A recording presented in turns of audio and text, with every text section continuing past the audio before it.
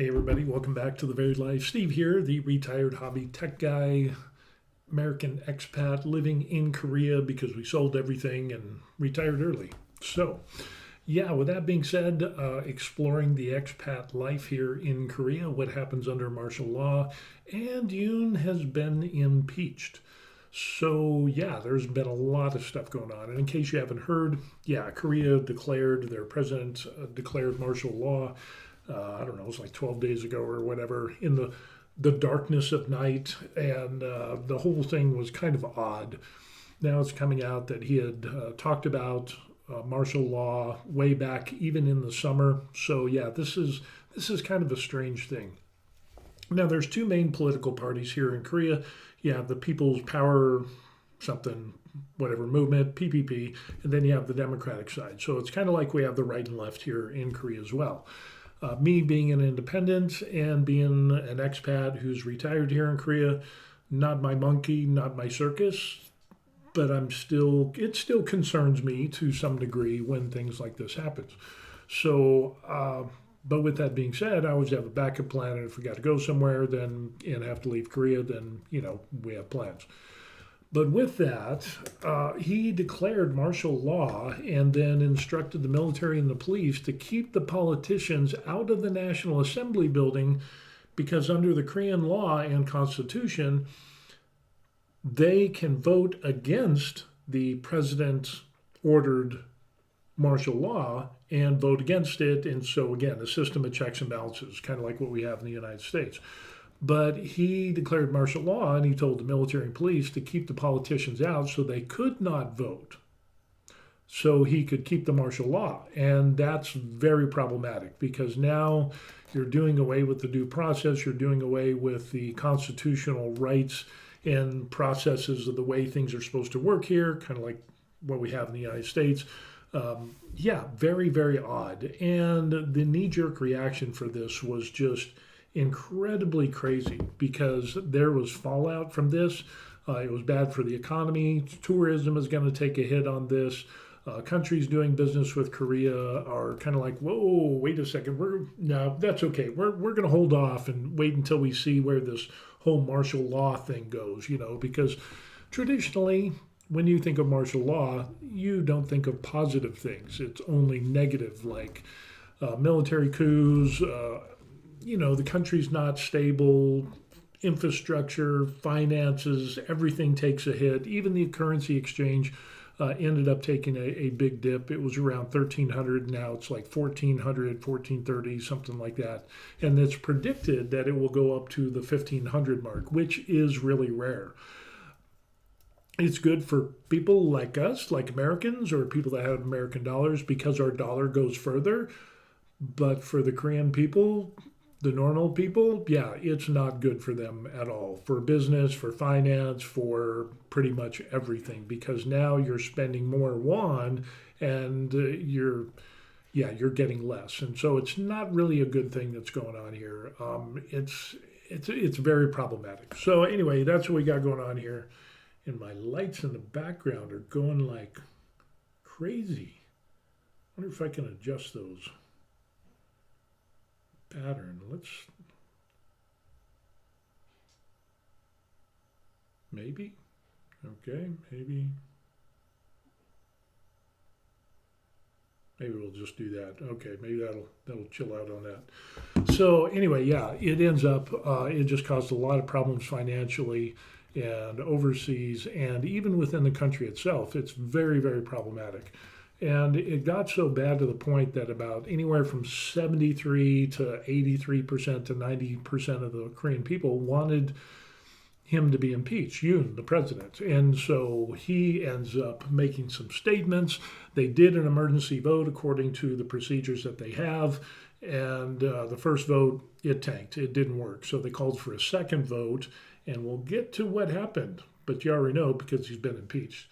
But let's take a look and see what goes on. Here is Yoon, and opposition figures reacted to his address, calling Yoon a madman and calling for his arrest. He promised, "I will continue fighting alongside the people to the very end." Yeah, that's kind of problematic. You declare martial law, and He said the National Assembly is controlled by a massive opposition party, is no longer the bedrock of liberal democracy, but has become a monster that is destroying the constitutional order of the liberal democracy. But they're destroying the constitutional order, and so you're going to declare martial law and destroy the constitutional order and processes by keeping them out of voting the system of checks and balances that you swore to uphold. Yeah. It's kind of similar to what we see in the United States, the right versus left, and so on and so forth. So this is a paralysis of state function. If that is not a national crisis, what is? I mean, and again, we can kind of liken this to what we see in the United States, where, you have the left and the right, and the left controls, the politics at the time, then, well, you suck it up and you just deal with it. When the right controls the politics during that administration or that time, you just got to deal with it. And it ebbs and flows. You have, ups and downs and so on and so forth. So, but to get to the point of where you call for, martial law, that's kind of very problematic. So he goes through, and because his stuff that he wanted to do did not pass because of the opposition party being in control and not letting his things go forth as what he wanted to do. Korean people aren't very happy with him. And like I said, 70, 80, even 93% of Korean people in certain areas of Korea ended up, wanting him to get arrested and impeached. So it goes through and it talks about that. But here's what's really interesting is that what happens during martial law. And a lot of people don't really seem to understand this, but what if martial law had not been aborted? What if he was successful in establishing martial law and no one would be able to do what they wanted to do? Well, military rule permits censorship, crackdowns on protests, warrantless arrests, searches, seizures, and so on and so forth. So,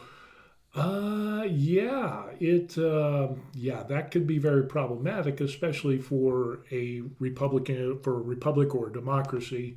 And it was. He ordered Colonel Hyun Tae testified he was ordered not to allow more than 150 lawmakers to gather.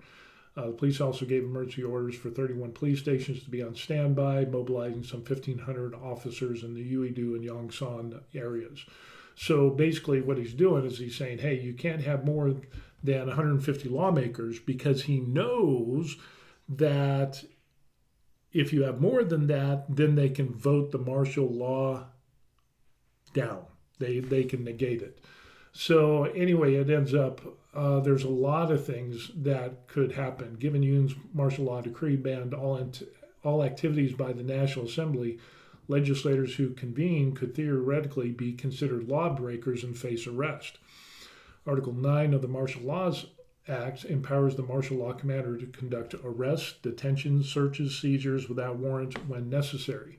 It also stipulates that this power be announced in advance, which his martial law order did.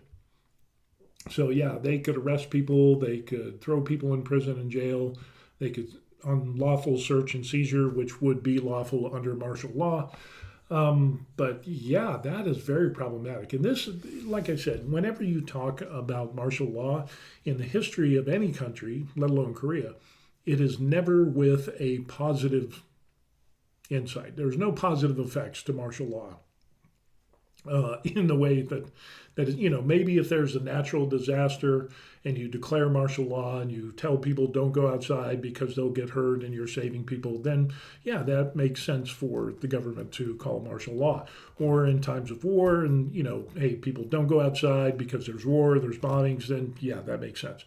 But because you're not getting your side of the ticket and what you want to do in politics, and you want to do so to keep and to regain power and have absolute power with no system of checks and balances, that's kind of problematic.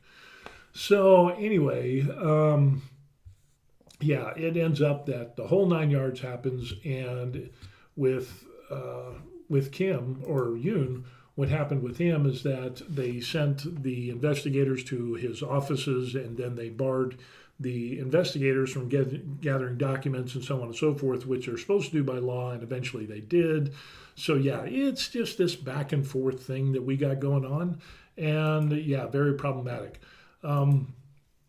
There is a lawsuit that eyes 100,000 won per person in damage compensation from Yoon. There's a couple of lawyers who filed this against the president, seeking compensation, which is about $70 per individual for alleged psychological damages stemming from his declaration of martial law. They argue Yoon's actions during the martial law incident violated constitutional principles and caused public distress, which, yeah, it kind of did. It did. The lawyers plan to recruit 105 people to serve as plaintiffs, a number of symbolic mirroring of the 105 lawmakers from the ruling People Power Party, that's the right side, who abstained during the presidential impeachment vote. And so it's very interesting with this, that during the first impeachment vote, of course, the left side said, no, we need to impeach the president, which you can, yeah, I'm neither left or right. I'm an independent, and I have no dog in this hunt. I'm just retired here. So, yeah, but on the right side, they said, hey, we're boycotting this vote. So no matter how wrong it was to call for martial law and the fallout with the economy, with the won exchange rate, with businesses, tourism is going to take a hit. It's going to take a while for this to overcome.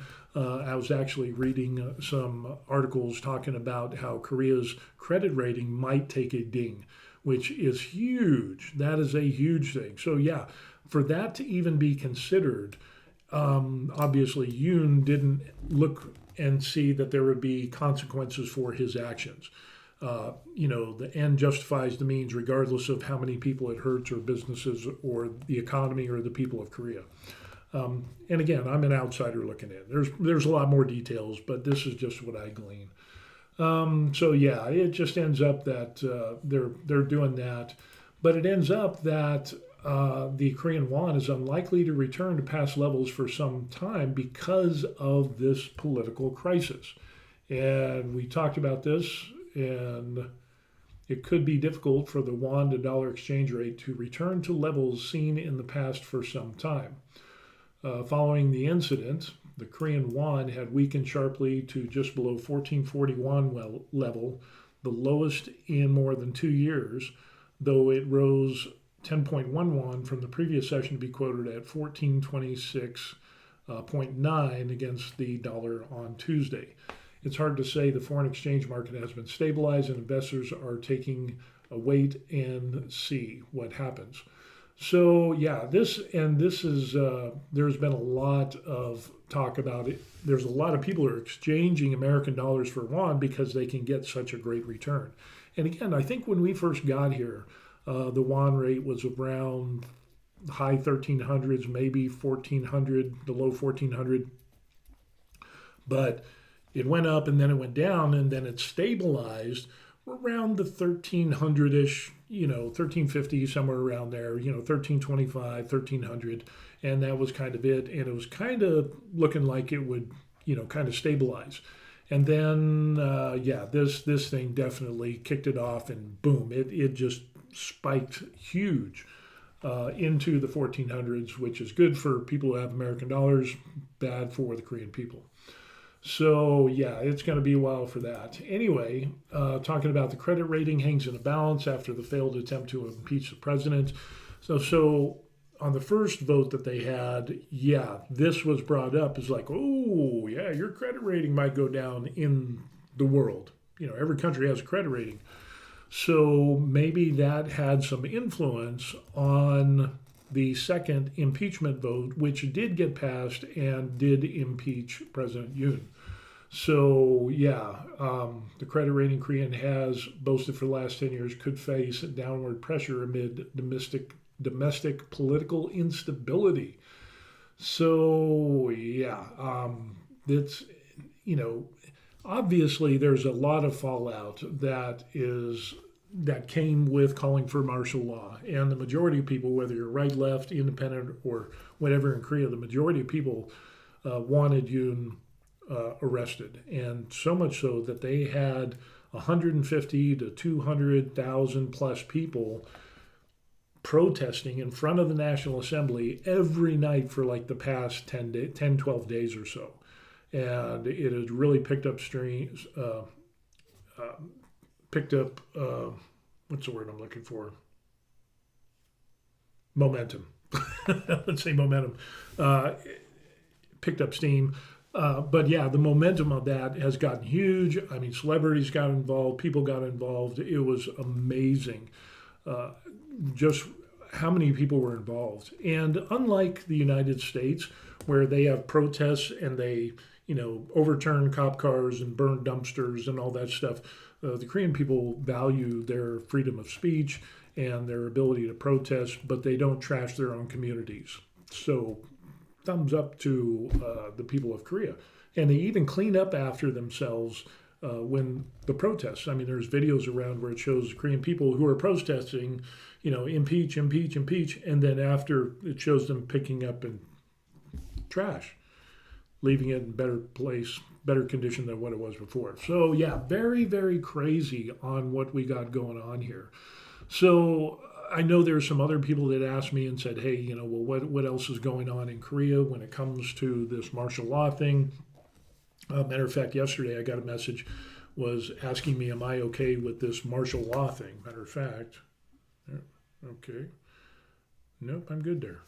I asking if I was okay, and yes, we are. Some family had contacted us, was wondering if we were doing all right, and yeah, we're absolutely fine. The fallout from this, from the impeachment, or from the martial law and the subsequent impeachment, hasn't really done anything for us negatively.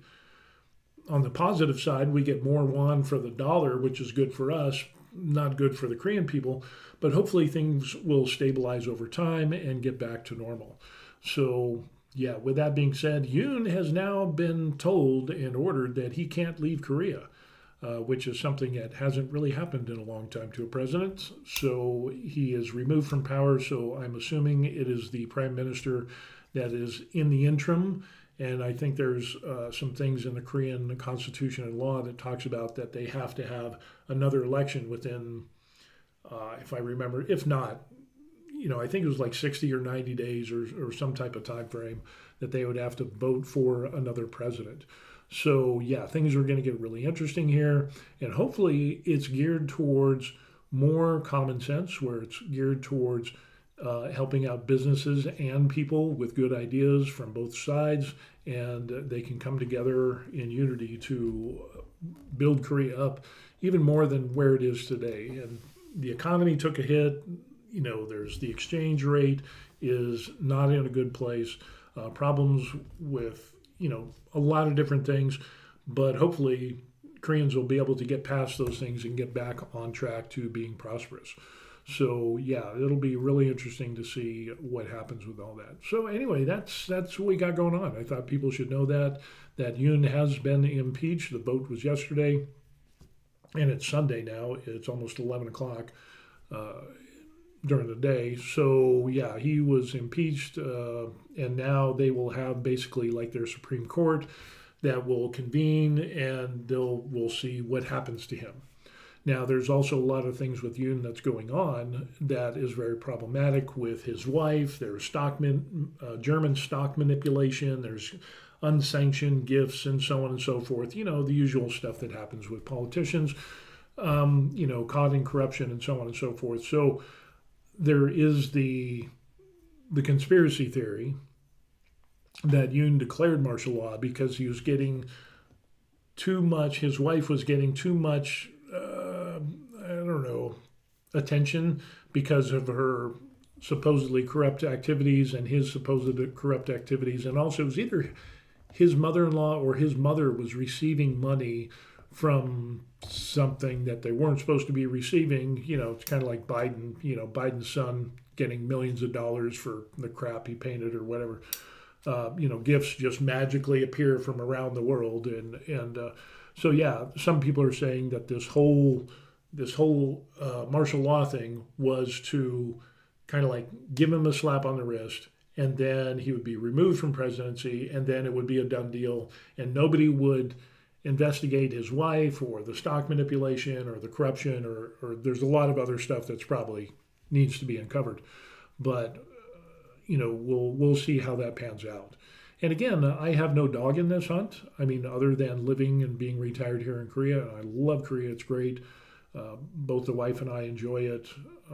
We still have the doctor strike going on, which we talked about, which is very problematic, which the Yoon administration said that they would fix, but now they haven't, and now we have this impeachment thing. And so, yeah, I don't think we're gonna see a fix to the doctor strike anytime soon. And it's been a couple of years, so which is very problematic because doctors' appointments have been pushed back 6, 8, 10 months or so, and it's very problematic for people to get appointments. So yeah, it's we'll see how this goes, but it's such an overworked medical system, and that's a whole nother video there. I've talked about that in the past, but hopefully that'll get fixed with the new president, whoever the new president is. So with that being said, very interesting stuff that we have going on here in Korea. But we're still enjoying our stay. I know there were some people that sent me messages that when we originally got to Korea and I made videos that, hey, we're retiring overseas in Korea, people send me messages, hey, you're going to regret it, blah, blah, blah. And then I did get one message from a guy who said, see, I told you you'd regret it. And then he posted a link to the impeachment thing, which was already over by the time I woke up, and the martial law was declared, and then it was over by the time I woke up. It was voted and rejected. So but then again, I don't understand why people would do that. Why are you so hell bent on me regretting to retire in Korea in a foreign country somewhere? I don't understand the logic behind it. That always kind of made me wonder. It was kind of like, well, I'm not really sure what the idea or the purpose behind those few people that send me messages like that. What is the purpose behind it? Is it I shouldn't have retired overseas, or you just don't like Korea, or you don't like the fact that I was able to retire early and leave the United States and be retired at 53, 54, because what did we leave Korea? We've been here 2 years, so 58, 57, 56, 55. Basically we retired at 54. And a little later in 54, when I was 54. And then we went to Oahu, and then we came to Korea. And I'm wondering if people are just jealous because they can't retire early. And I will tell you, because if I was still in the United States, I wouldn't be able to retire early because of the increased expenses, taxes, fees, registration, all of this stuff, property taxes, expenses on food, everything has gone up. And when you start kind of looking and saying, okay, well, my property tax is going up at least $100 a year every year, and I project that out to the time of when I want to try to retire, and it's like, holy crap, I might not be able to retire. And then take into account, a modest increase in expenses. It's like I've got more going out than coming in, so that means I wouldn't be able to retire. So, yeah, that's why the overseas retirement. And I'm wondering, I honestly think that a lot of that has to do with people who are jealous because they can't retire for whatever reason, and they don't want to go overseas. Or they're in a situation where they don't have the funds to retire early. Case in point, I had a gentleman who contacted me and sent me messages, and he was mad. Oh, he was mad. Ooh. And I've talked about him before. He wasn't, I didn't mention him by name, and I still won't. I don't even know what his name is right now. But he sent me a huge message talking about and saying, I can't retire and blah, blah, blah. And then he goes into this life story of why he can't retire. And it's basically, it comes down to he doesn't have the money. He's divorced. He has to pay alimony, has to pay child support. His ex-wife took half of everything he owns. Again, I don't know if he was at fault or she was at fault or it was a joint thing. They were both at fault for the divorce. But I've never said that or guaranteed that everybody can retire. That's not the truth. It's not reality. So some people will be able to retire, and thankfully we have been able to retire and go overseas and retire early. There's some people that will not be able to do that at all, and that's not my fault. That's not my situation. So I'm sorry that he's going through things like that, but to lash out at somebody like me and then saying, well, you said that everybody could retire overseas. Well, if you have money, yeah, you can retire overseas. If you have money, you can retire in the United States. If you have money, you can retire whenever and wherever you want. But if you don't have money, then guess what? Yeah, you got to work and rebuild. And myself, my wife and I, we had to work and rebuild because we lost our shorts in a failed real estate business with family. Never do business with family. If I could go back in time and tell my younger self that one thing, yeah, that would, and only one thing. Of course, I would say buy Apple and buy Bitcoin and all that stuff. But if you could only go back and say one thing, don't do business with family. Yeah, it was horrible. Bankruptcies, the business failed, foreclosures. We lost retirement savings, the whole 9 yards, and we had to rebuild ourselves. And fortunately, we were able to do that and still be able to retire early overseas. So that has been a blessing. So many things that happened that we're able to work back from. But I never promised anybody that everybody would be able to retire because that's not reality.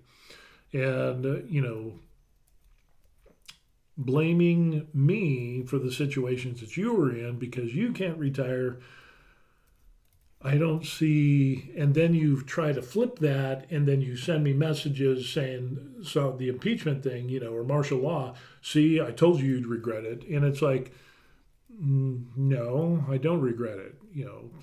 Actually, if I was self-centered and selfish and all whatever, I would type back and message this guy back and say, well, the won exchange rate went up to 1430 and 1440, so I'm making a killing. I could have done that, but it's just weird. I just don't understand why somebody who's so hell-bent on trying to make me realize that I should regret retiring early. It makes no sense whatsoever. So anyway, that's what we got. That's what we got going on here in Korea, and I want to give kind of an update on this and what's going on and the political things that are going on.